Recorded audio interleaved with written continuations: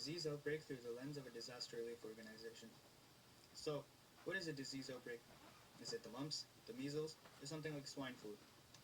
Well, truthfully, a disease outbreak is any mass outspread of any disease that exceeds the normal amount for a specific area, community, or season.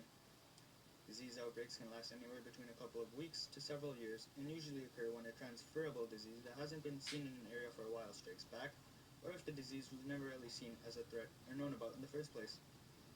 An outbreak is usually made widespread by an insect or animal that carries it, a chemical that can cause it, or from unknown etiologies. Now that we've gotten the first part out of the way, let's move on to the second part. What's a disaster relief organization, and who do they help?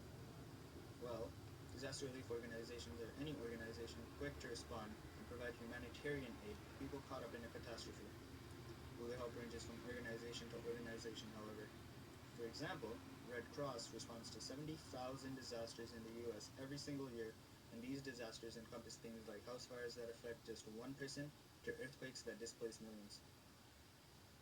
Since we're now all familiar with what a disease outbreak is and what disaster relief organizations do, let's take a minute to stop and think what the perspective of the latter is on the former. Disaster relief organizations would see disease outbreaks as a serious concern to them due to the many deaths and mass paranoia they can bring. Examples of both situations are AIDS, which is the sixth leading cause of death in the US for adults, and the Ebola crisis from 2014, which caused massive controversy all across North American news stations, when in fact only 4 North Americans had actually been affected by the virus, and only one of them had died from it. I didn't make this video to talk about AIDS and Ebola though. The disease that I want to talk about is yellow fever. Yellow fever has been around since 1650, and is still around today. It's most prominently found in tropical climates, but there have been cases reported from a whole range of countries from China to Uganda and the Democratic Republic of Congo. You're probably asking yourself right now though, wait, what is yellow fever? Yellow fever is an acute hemorrhagic disease that's transmitted by mosquitoes. Initial symptoms of yellow fever rival that of almost a common flu and disappear after 3 to 4 days.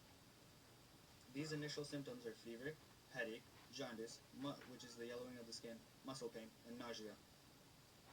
But, if a patient is unfortunate, they may enter a second phase of yellow fever that is way more severe.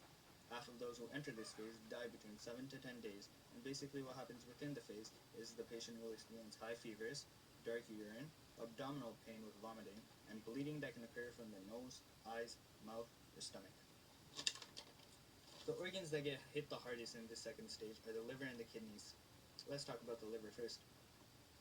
The liver is part of the digestive and excretory system, which means it's a pretty important organ. It helps us to eat our food and get rid of it 2 to 3 days later. The way it works is that many canals carry blood from the digestive system to our liver cells. This blood brings along with it bile, which is a substance our liver creates to assist us in the breaking down of fats in our food, as well as toxins that our body needs to get rid of, or untoxicize. The liver goes through a process where it assesses, stores, alters, and filters the substances sent its way, either to be sent back into the blood or to the bowel to be eliminated. The liver is also a very important organ because of the role it plays in blood clotting. Thanks to vitamin K, the liver is able to make a protein used by blood clots. Furthermore, it breaks down old blood clots that the body doesn't need. But what's a blood clot? A blood clot is kind of like the double-edged sword of the circulatory system. They're gel-like forms of blood lumped together that are beneficial when they form in response to a cut or injury. They're able to plug the blood vessel, which can then stop bleeding. However, some blood clots are more dangerous when they form inside your veins and won't dissolve naturally. If these clots start to form in critical locations or inside the lungs or brain, they can cause serious damage to your body and will require medical attention. Yellow fever is able to decrease liver function, meaning that all these important bodily tasks that the liver does will start to decline or altogether stop. When liver function starts to decrease, the skin also starts to turn yellow, which is how yellow fever came about its name. Yellow skin, yellow fever.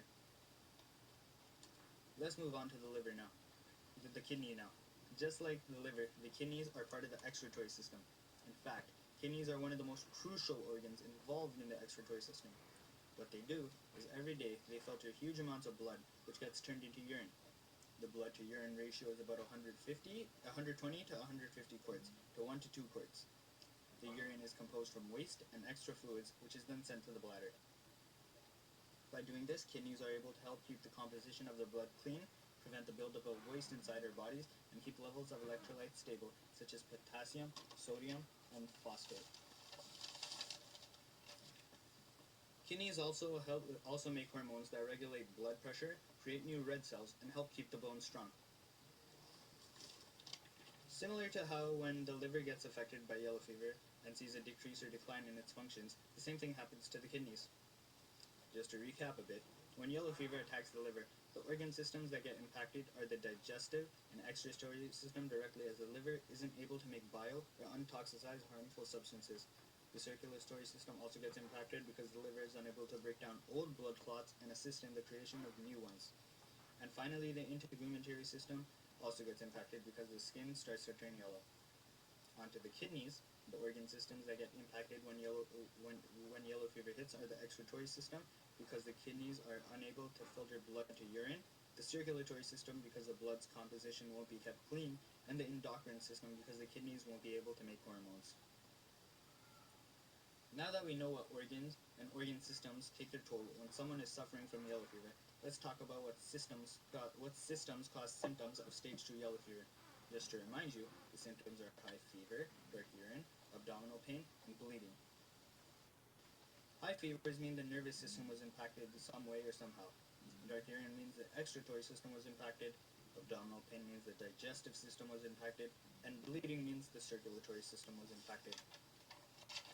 Before I go, allow me to just tell you about treatment for yellow fever first. There's no real cure for yellow fever as of yet, but there's an extremely effective vaccine that can provide sustained immunity and lifelong protection against yellow fever.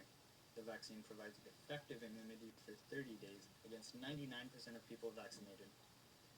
If you liked this video, or if you didn't, please drop some feedback below.